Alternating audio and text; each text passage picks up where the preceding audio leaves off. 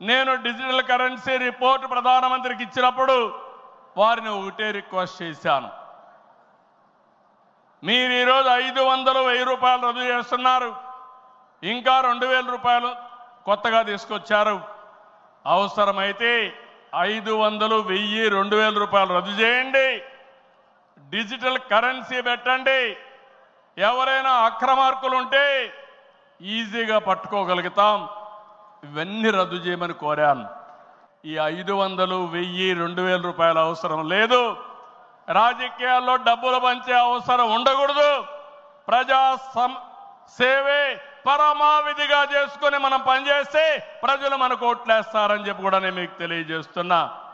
మీరు నాతో ఏకీభవిస్తున్నామంటే అన్ని పెద్ద పెద్ద నోట్లన్నీ రద్దు చేయాలని గట్టిగా చప్పట్లు కొట్టి హర్షాన్ని, ఆమోదాన్ని తెలియజేయండి.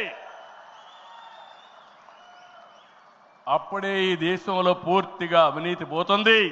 నేను అడుగుతున్నా మిమ్మల్ని, నోట్ల రద్దు వచ్చింది, ఎవరికైనా లాభం వచ్చిందని అడుగుతున్నా. ఇది ఒక పిచ్చి తుగ్లక్ చర్య.